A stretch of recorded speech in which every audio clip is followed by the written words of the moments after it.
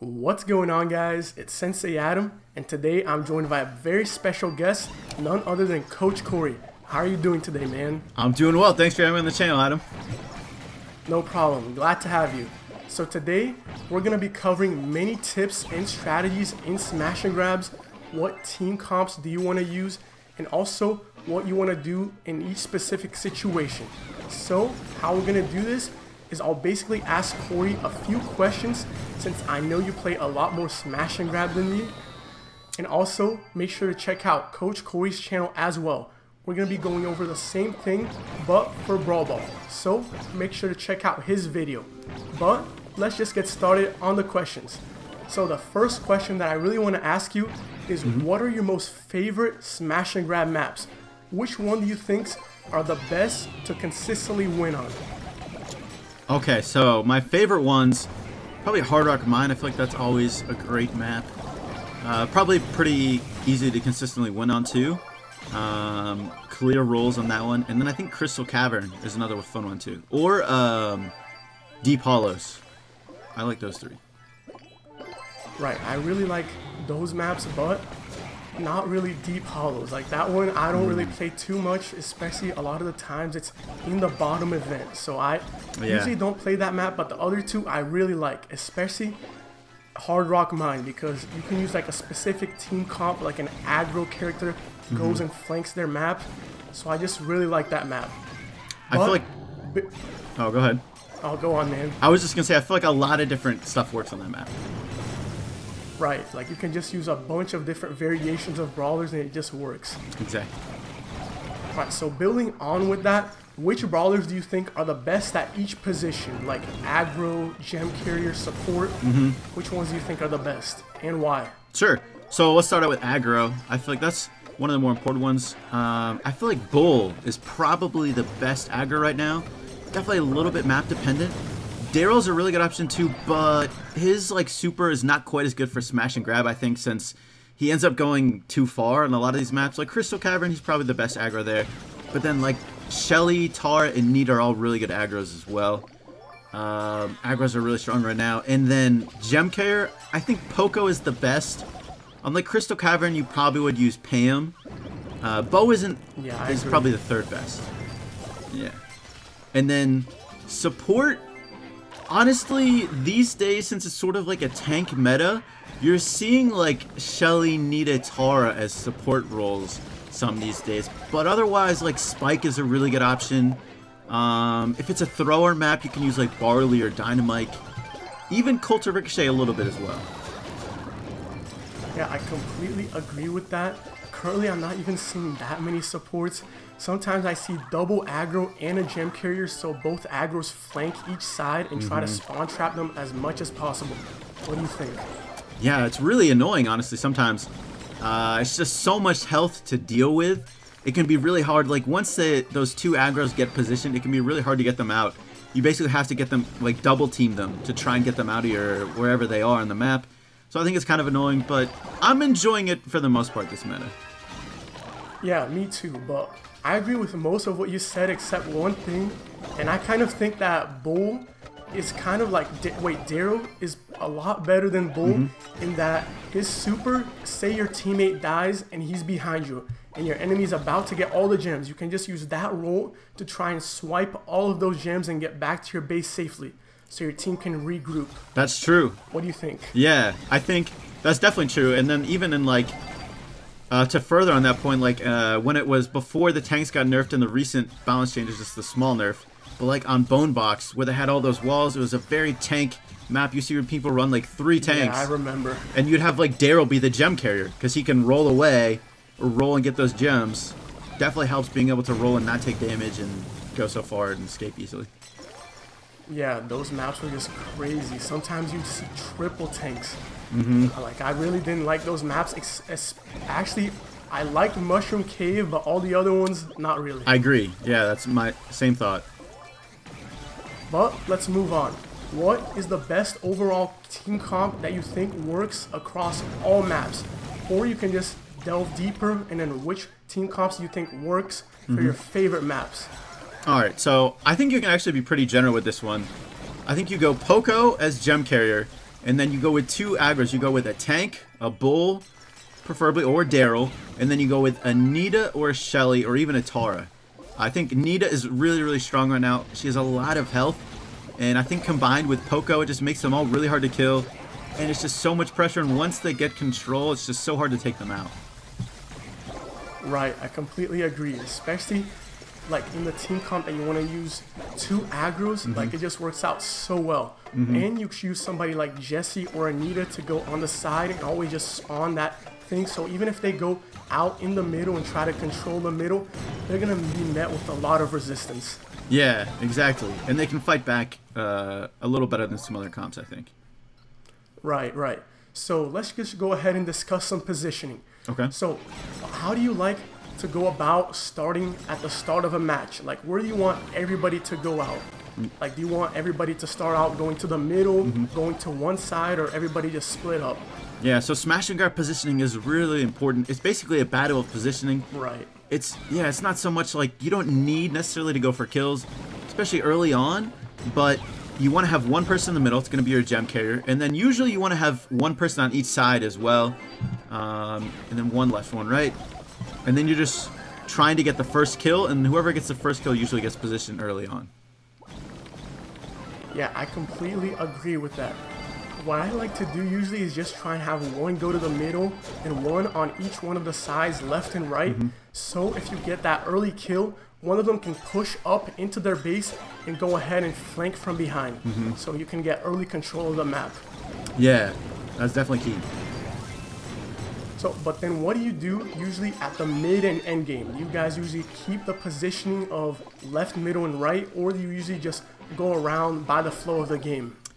I think in this meta it's a little bit different since there's so many tanks. I feel like positioning ends up changing a lot because all those tanks, right, their supers just make them, you know, go from one side of the map to the other. So the positioning does end up changing a lot. And I think another thing that happens too is if there's like a really bad matchup, like if there's a throw on the other team and you have a throw on your team, you're going to want to have the throw on the thrower. So positioning can change, you're right. And you want to try and keep positioning, but going for kills is always important to just keep them in their spawn. Yeah, I completely agree. So let's just move on. And what are your tips for, let's say, when the enemy has 10 crystals and it's in the countdown? So a lot of the time you just see people rush one by one. What are some tips you can give to try and make a comeback? So for the most part, I think that battle really is decided at like 9 or 8 crystals. You really want to try and be aware how close they are to 9 or 10 and try and just make it impossible for them to get that last crystal. But once they do have 10, sometimes there's not a lot you can do. You sort of need some brawlers that can get in there and then super out, like a crow or any tank. Otherwise, it's definitely a lot harder once they're in their spawn. Otherwise, try and just keep them and don't let them get close to their spawn points. And then it's going to be easier to get the gems out if you can kill them. Right, right. What I see in Smash and Grab is once they have 10 gems and start retreating back to their spawn, it's really tough to come back, especially if you don't have a character like Bull or a Daryl that once they have the gems, they can just super out. It's just really hard, especially if you don't kill them all at once, because usually they spawn with that immunity and you can't do anything about it. Yeah, exactly. Yeah, you can kill them a couple times and it's not going to matter because there's supposed to be immunity in their spawn, and then you got to go from your spawn all the way to theirs. It's just too much. And building on from that, what are some of your tips when your team have 10 crystals? Like, a lot of the times my team, like, they have 10 crystals, they just fall back, and then we all die like with 5 seconds left and the other team can recover. So what are your tips? What do you usually do when your team has 10 crystals? Yeah, so there's a couple things. It's going to depend a little bit based on what brawlers they have. If they have a really long-range brawler like Piper especially, but also like a Colt or Ricochet, you got to try and be careful and make sure you're not going to be able to be sniped from long range and you're behind cover enough. But otherwise, you want to try and take some like shots at them and make it hard for them to advance. Because you're right, like if you just fall back to your spawn right away, you know, it's a 15-second countdown. That is a good amount of time. They can kill you and then march back to their spawn in those 5 seconds before you spawn. So you do want to try and like take some shots at them. If you can have any supers, save your supers. That makes it a lot easier.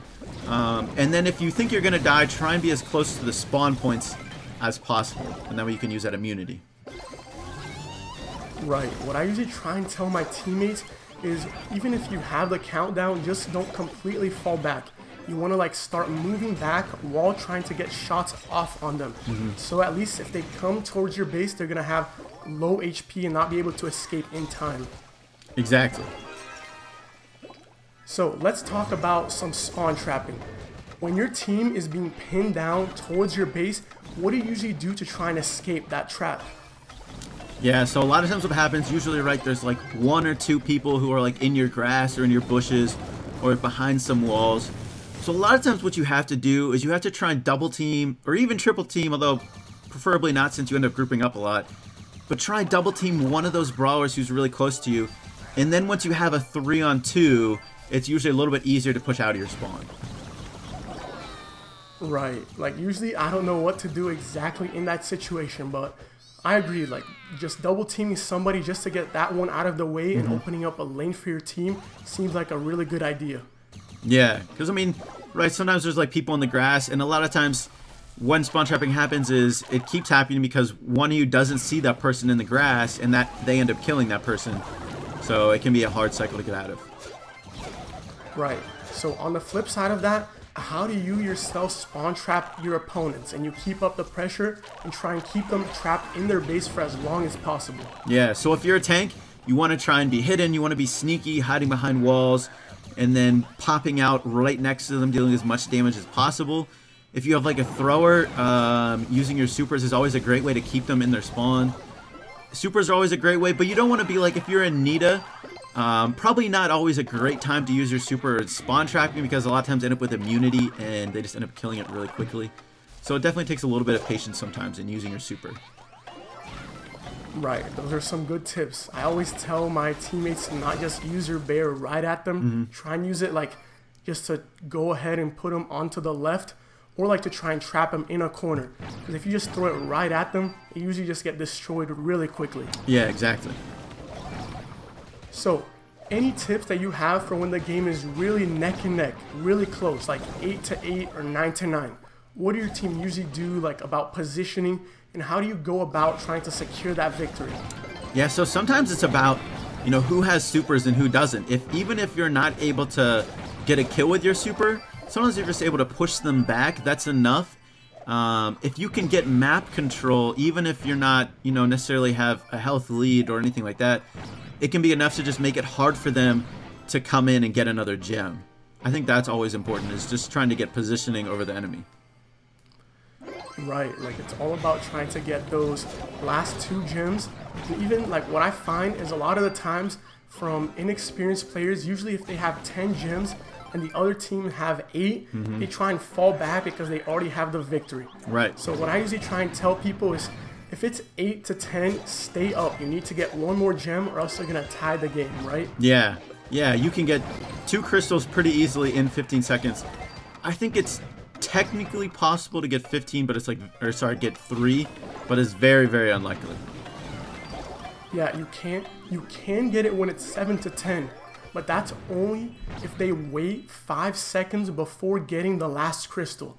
Because after that, like you still get the last one at 1 second remaining, so you can technically come back from that, but most of the time it's unlikely. Yeah, so like one sneaky thing I like doing is if one of you dies like sort of on your spawn side and you drop crystals, what's sort of sneaky is you can leave some of those crystals there, and then when, just remember you have those back there, and then when you have enough for plus those crystals to get to 10, all of a sudden you start falling back and the enemy's like, why are they falling back? They don't have 10 crystals.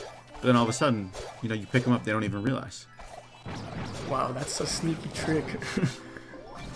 So finally, what are your top 3 tips that everybody should know when they play Smash and Grab? Alright, so top 3. I would say probably the most important one. Gem carrier is always one of the most important roles. So if you're gem carrier, right, try to never be in front of both of your teammates, or you never want to be the most furthest up person. And another big thing with gem carrier is if one of your teammates is dead and it's like a 3-on-2, you got to be really, really careful because there's a lot more chances for flanking.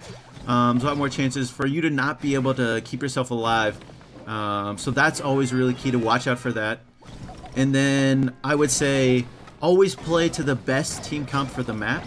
I think that's really important. Having a balanced team comp is always important in Smash and Grab, I think. And then I would also say try and use your supers to push them out of positioning or get your supers back. I completely agree with all of those, especially the one about brawlers, because I see a lot of people just trying to push a specific brawler, even though it's not like that brawler's good map. Yeah. They might be horrible at that map, but they just want to push that brawler right now. So just wait until like a good map for that specific brawler shows up and play those maps for all of those individual brawlers. Yeah, that's definitely the easier way to trophy push. Right. One tip that I would give out, the one that I know the most and I try and tell my teammates, is say like it's 6 to 10 and then they're falling back into their base. Usually you don't want to go and have the person holding all the gems going straight and trying to just get a kill and then they're probably going to die. Usually you try and stay back and get a kill, and if you get it by like 2 seconds remaining or so, there's going to be 2 gems that just popped out, and now it's going to be 8 to 10. So your team has a chance to come back. That's what I usually try and tell my teammates. Yeah, very true. Good tip. So are there any other tips you want to add? No, I think just playing to the map is probably the most important thing. So thanks, Coach Cory, for being here on the channel. No problem. Thanks for having me, Adam. It was a pleasure to be here. So guys, make sure to go over onto Coach Cory's channel and check out the video that we did on Brawl Ball, and make sure to give that guy a sub. He's a great Brawl Stars YouTuber. But anyways, hope everybody enjoyed the video, and thanks for watching, and I'll see you guys next time. Peace.